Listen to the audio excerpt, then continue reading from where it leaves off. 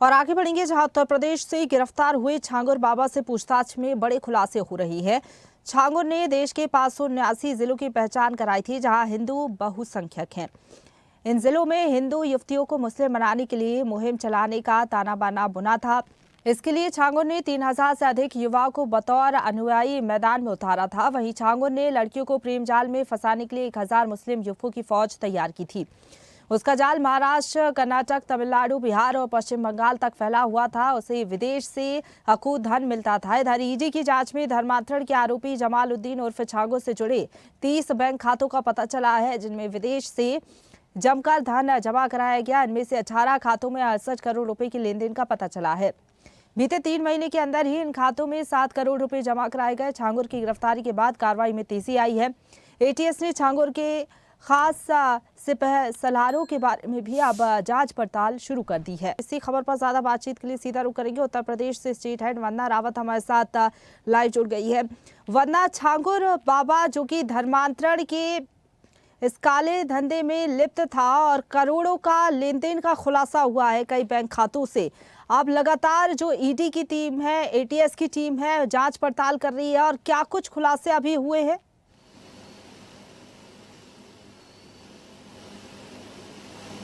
देखिए प्रशंसा, जो छांगुर बाबा उर्फ जलालुद्दीन है, इसको लेकर एक बहुत ही बड़ा खुलासा, क्योंकि लगातार जो है खुलासे की जो तय है वो दर ब दर खुलती जा रही है। और आज एक बड़ा खुलासा हुआ कि इसके जो तार थे वो पाकिस्तान के आईएसआई से इस कनेक्ट था, क्योंकि ये नेपाल गया था। वहां पे जाके जो एक नेपाल में काठमांडू में जो पाकिस्तान का जो दूतावास है, वहां पे जो आईएसआई के एजेंट है उनसे ये संपर्क साधने की इसने कोशिश भी की थी। ये नेपाल दौरे पे रहता था और अभी हाल फिलहाल ये गया भी था। इसने जो प्लान किया था ये बहुत खतरनाक बड़े स्तर पर प्लान किया था। जो यहाँ पे लड़कियां हैं, हिंदू धर्म की लड़कियां हैं, उनको मुस्लिम धर्म में धर्मांतरण करके और उनका धर्म परिवर्तन करके उनको मुसलमान बना के और उनको आईएसआई से उनकी शादी करके निकाह करवा के और उनको एक एजेंट के तौर पर पूरे जो इंडिया में इसको फैलाने का इसने पूरा जाल बिछा हुआ था। एक पिक्चर भी आई होगी, आपको याद होगा, जो केरला स्टोरी, उसमें किस तरीके से जो मुस्लिम होते हैं, मुसलमान जो लड़के हैं, वो हिंदू बन के हिंदू लड़कियों के साथ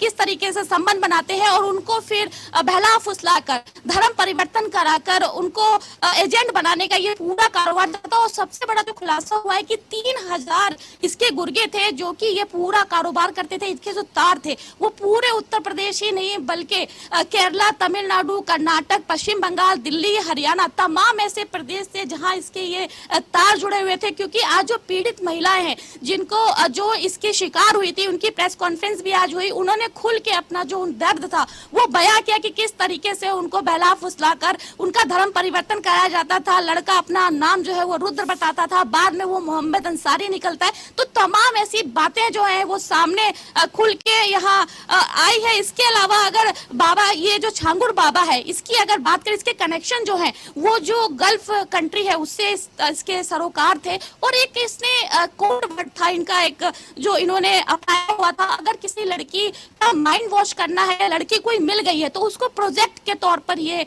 बात करते थे कोड में। और लड़की अगर मान गई है तो उसको काजल लगाना कहा जाता था, कि काजल लगाना मतलब वो तैयार हो चुकी है लड़की धर्म परिवर्तन के लिए। और अगर जब इसको मिलना होता था, छांगुर बाबा को उस लड़की से मिलना होता था, उसको कहते थे दीदार करना। तो मतलब कि ये कोड वर्ड होता था कि लड़की अब दीदार करने के लिए तैयार है। और लास्ट होता था मिट्टी बदलना, मतलब वो धर्म परिवर्तन उसका कर दिया जाए। तो इस तरीके से ये पूरा जो जाल है छांगुर बाबा का, पूरे प्रदेश में नहीं पूरे भारत में फैला हुआ था। क्योंकि जो बातें सामने निकल कर आ रही है 2047 तक जो पूरे इंडिया में इस्लामिक देश बनाने का ये एक माइंड गेम था, ये समाज विरोधी नहीं बल्कि राष्ट्र विरोधी तरीके से इसको देखा जा रहा है। तो बड़े बड़े जो खुलासे हैं वो सामने निकल कर आ रहे हैं। अभी एसटीएफ ने 7 दिन की रिमांड पर इस छांगुर बाबा को लिया है, इसके साथ 4 लोगों को गिरफ्तार किया। इसके अलावा अभी फिर ईडी जो है वो जो दस्तावेज है, तमाम ऐसी चीजें हैं वो जांच पड़ताल कर रही है। अभी जो 30 खाते हैं वो अभी सामने निकल कर आए हैं। जो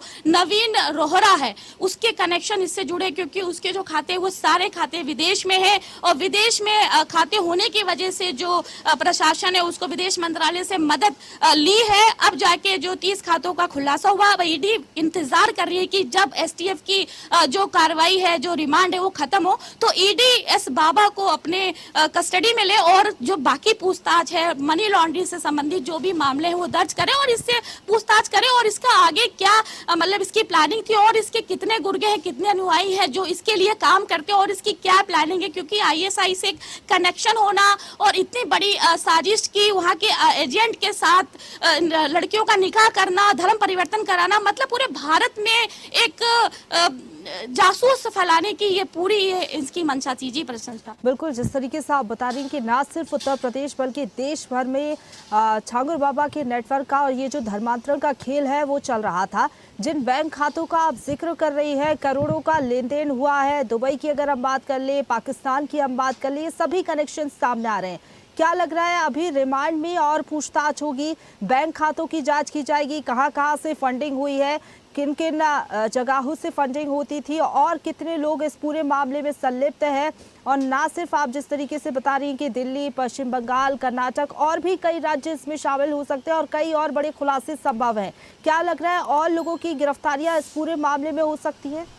देखिए प्रशंसा, क्योंकि प्रदेश सरकार है वो लगातार जो है ये धर्म परिवर्तन का जो मामला है ये अभी का नहीं है, ये लगातार चल रहा है। पिछले 8 सालों में अगर बात की जाए प्रदेश सरकार की तो योगी सरकार ने करीब इसमें 14 लोगों की गिरफ्तारी की थी, जिसमें 12 लोगों को आजीवन कारावास और 4 लोगों को 10 साल की सजा सुनाई गई है। उसके बाद जब ये छांगुर बाबा उर्फ जलालुद्दीन वाला मामला जब सामने आया तो क्योंकि ये बड़े स्तर का ये रैकेट था और इसके जो तार थे वो पाकिस्तान से कनेक्ट थे। उसके अलावा इसकी जो पहले भी जो जांच पड़ताल की एसटीएफ ने और जो इसका जो घर है बलरामपुर में जहां इसका घर है वहां पे बुलडोजर की कार्रवाई भी की गई, वहां पे जो दस्तावेज थे उसको भी खंगाले गए।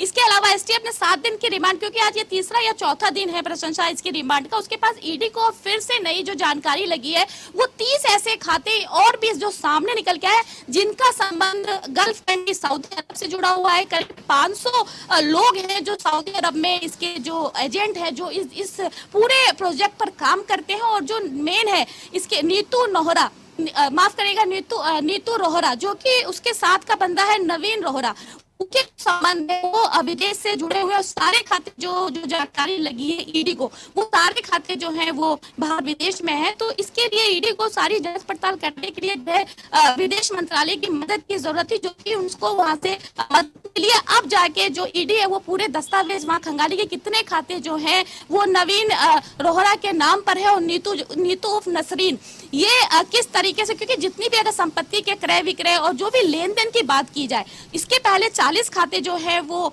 बरामद हुए थे, जो दस्तावेज मिले थे, जिसकी जो भी ट्रांजैक्शन किए गए वो नसरीन के आईडी से उसके बैंक खाते से किए गए और नवीन रोहरा के खाते से किए गए। उसके बाद अब जो नई जानकारी लगी वो 30 अन्य खातों की जानकारी लगी जो कि सारे अकाउंट जो हैं वो विदेश सऊदी में। तो इसको लेकर भी ईडी अब वेट कर रही है कि रिमांड खत्म हो, क्योंकि आज चौथा दिन है रिमांड का एसटीएफ के और 7 दिन तक की रिमांड है छांगुर बाबा और उसके साथ जो गिरफ्तार किए हैं 4 लोगों की। तो अब क्या है, इसके बाद जब वो उनकी रिमांड खत्म होगी तो ईडी रिमांड लेगी और उनसे पूछताछ करेगी जो अब 30 खाते मिले हैं। जी बिल्कुल, छांगुर बाबा को अभी रिमांड में लिया गया है, एसटीएफ रिमांड पर लिए हुए हैं और अभी तीसरा दिन है जिस तरीके से आप बता रही है। उसके बाद 7 दिन की रिमांड खत्म होगी, उसके बाद ईडी की टीम भी रिमांड पर ले सकती है, उसके बाद कई खुलासे संभव है। फिलहाल बहुत धन्यवाद आपका हमारे साथ जुड़ने के लिए और अपडेट हम तक पहुँचाने के लिए।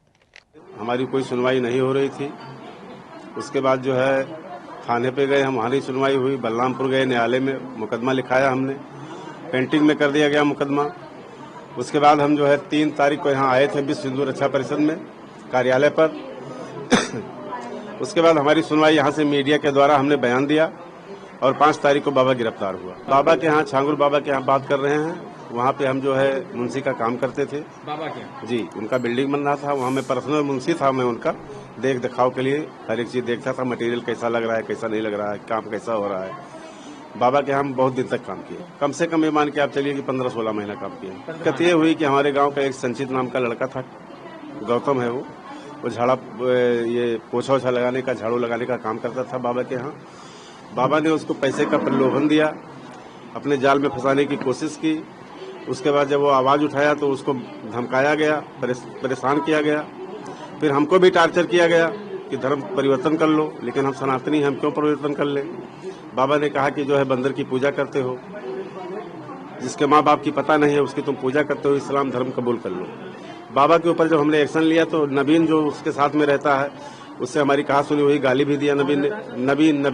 नबीन एक है जो हिंदू से मुसलमान हुआ है, उन्हीं के साथ में रहता है। देखिए, पीड़ित ये आए हैं कि एक तो 3 तारीख को जो घर वापसी हुई थी तो इसमें लोगों को जान से मारने की धमकियां मिल रही हैं।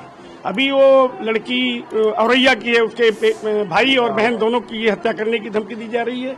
और इसमें एक नया खुलासा ये है, देखिए ये 50 लड़कियों को, ये इसका नाम है बदर सिद्दीकी, ये विदेश में इस समय रह रहा है और ये 50 लड़कियों को यहाँ से गायब कर दिया है, जिसमें एक प्रिया त्यागी एयर होस्टेस थी, आशा नेगी देहरादून इंडिया की, और इस तरह से 4-5 लोगों का जिनका पता भी नहीं चला। और इसके एक रिश्तेदार हैं जो सारी व्यवस्था इसकी मदद करते हैं न्यायिक। ताजा खबरों के लिए लाइक, फॉलो और YouTube पर सब्सक्राइब कर बेल आइकन दबाएं। साथ ही ताजा अपडेट्स के लिए स्वदेशलाइव.com पर विजिट करें।